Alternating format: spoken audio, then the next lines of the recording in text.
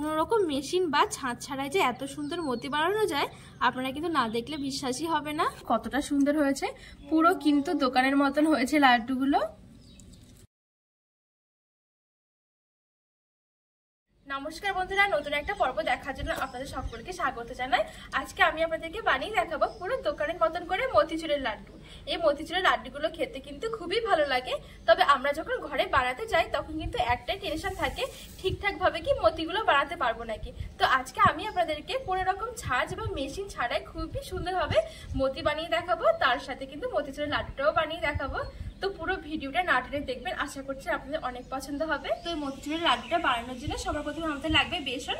আর এই লাড্ডু বানাতে কিন্তু খুব বেশি একটা কিন্তু উপকরণের দরকার হয় না, খুব সামান্য কয়েকটা উপকরণের মধ্যে কিন্তু এই লাড্ডুগুলো বানানো হয়ে যায়।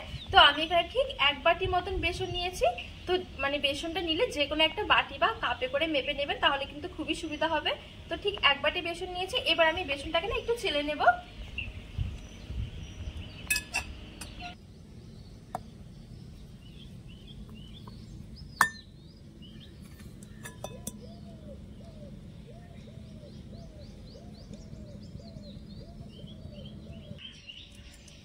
তো এখানে আমি সবটুকু বেসন খুব সুন্দর করে চেলে নিয়েছি।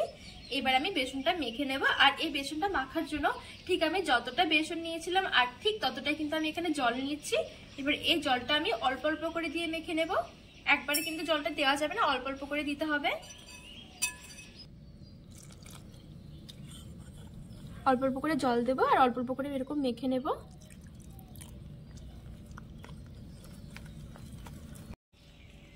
তো সবার প্রথমে আমি হাফ জল দিয়েছি, মানে 1 বাটি হাফ জল দিয়েছি। এবারে হাফ জলটা দিয়ে আমি ভালো করে মেখে নেব।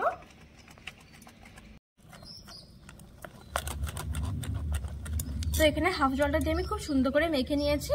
তারপরে এবার যে বাদবাকি জলটা ছিল সেই জলটা দিয়ে দেব, আবার ভালো করে মেখে নেব।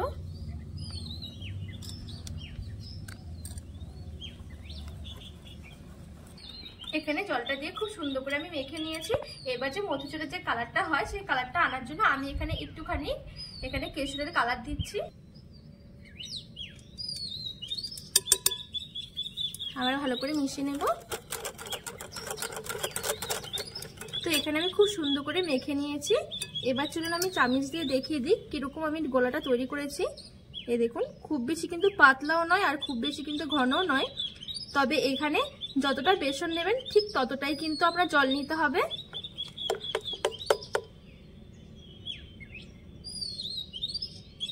দেখুন ঠিক এরকম করে কিন্তু মাখিয়ে নিতে হবে।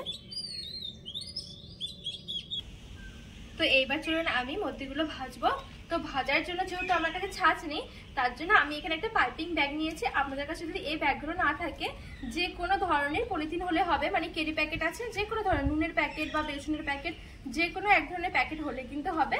তো আমি এখানে ঠিক একটা পাইপিং ব্যাগ নিয়েছি। এবার এর মধ্যে ভরে নেব। গ্লাসের মধ্যে আগে রাখছি।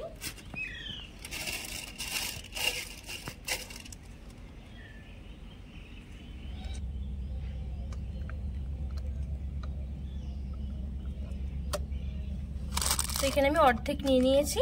তো এখানে আমি মতিগুলো ভাজার জন্য কিছুটা তেল ভালো করে গরম করে নেব।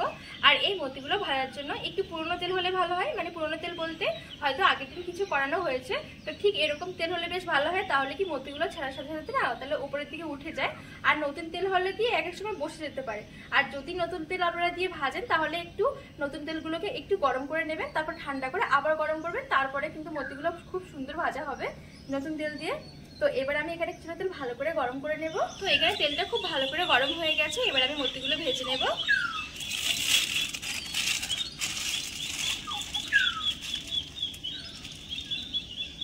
এবার আমি এই পাইপিং ব্যাগের এদিকটা একদম ছোট্ট করে কেটে নেব, একদমই ছোট, বেশি একটু বড় করব না।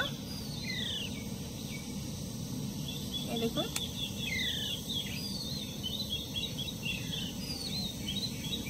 এবার আমি তেলের মধ্যে দিয়ে ভেজে নেব।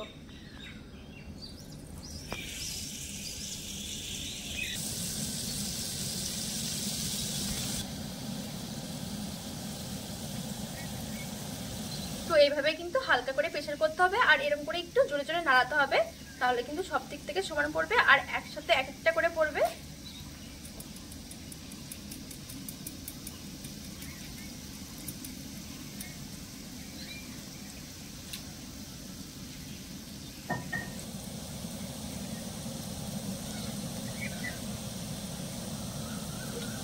এবার আমি হালকা করে একটু উল্টে পাল্টে ভেজে নেব, একদম হালকা করে, বেশিক্ষণ কিন্তু একদম টাইমই লাগবে না। তো আমি একবারে কিন্তু বেশি দেবো না, অল্প অল্প করে দিয়ে ভেজে নেব। তো এখানে কিন্তু খুব সুন্দর করে ভাজা হয়ে গেছে, আমি তেল থেকে তুলে নেব।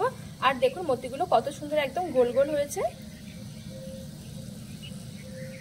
এবার একটা ছাঁকনার মধ্যে এভাবে ঠিক ছেঁকে নেব।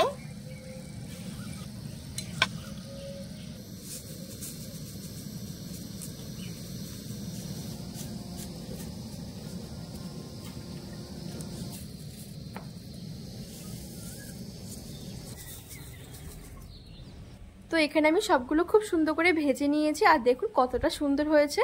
আর সবগুলো কিন্তু খুব সুন্দর গোল গোল হয়েছে, আর কতটা ঝরঝরে হয়েছে দেখুন, কোনো রকম ছাঁচ ছাড়াই কিন্তু খুব সুন্দর কিন্তু মতি বানানো যায়।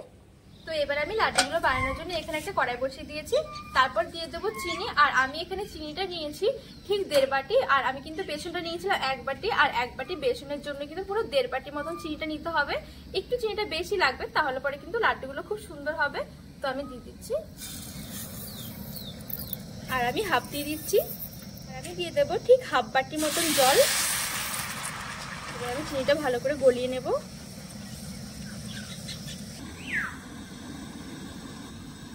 আর আমি একদম সামান্য একটু এলাচের গুঁড়ো দিয়ে দিচ্ছি, এতে করে কিন্তু সেন্টটা খুবই সুন্দর হয়। আর একটু ফুড কালার দিয়ে দিচ্ছি, কেশরের রংটা। ভালো করে মিশিয়ে নেব। এবার আমি চিনিটা গলে যাওয়া পর্যন্ত অপেক্ষা করব, বেশি কিন্তু শিরাটা ঘন করব না, যেহেতু আমি জলটা কম দিয়েছিলাম, চিনিগুলো গলা পর্যন্ত অপেক্ষা করব। তো এখানে কিন্তু খুব সুন্দরভাবে চিনিগুলো ভালো করে গলে গেছে। এবার আমি মতিগুলো দিয়ে দেব। এবার আমি একদম আঁচটা হালকা রেখে কিছুক্ষণ রান্না করে নেব।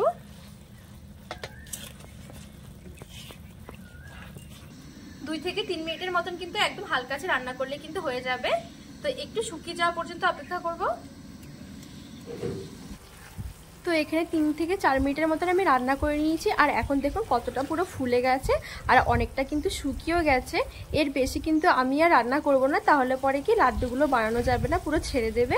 তো এইবার আমি দিয়ে দেব কিছুটা চালমগজ। এই চালমগজগুলো দেখবেন দোকানে যে মতিচুরের লাড্ডুগুলো পাওয়া যায় এখানে থাকে, বেশ ভালোই লাগে দেখতে। তো আমি এখানে কিছুটা দিয়ে দিয়েছি, এবার নেড়ে ছেড়ে ভালো করে একটুখানি মিশিয়ে নেব।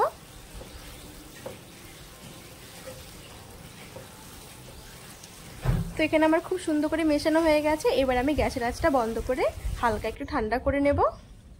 তো এবার আমি একটু নেড়ে চেড়ে হালকা করে একটু ঠান্ডা করে নেব, তারপরে আমি লাড্ডুগুলো বানাবো। এবার আমি হাতের মধ্যে কিছুটা ঘি মেখে নেব। এবার আমি অল্প অল্প করে নিয়ে লাড্ডুর মতন শেপ দিয়ে নেব। তো এই দেখুন আমার এখানে একটা লাড্ডু হয়ে গেছে, আর দেখুন কতটা সুন্দর হয়েছে, পুরো কিন্তু দোকানের মতন হয়েছে লাড্ডুগুলো।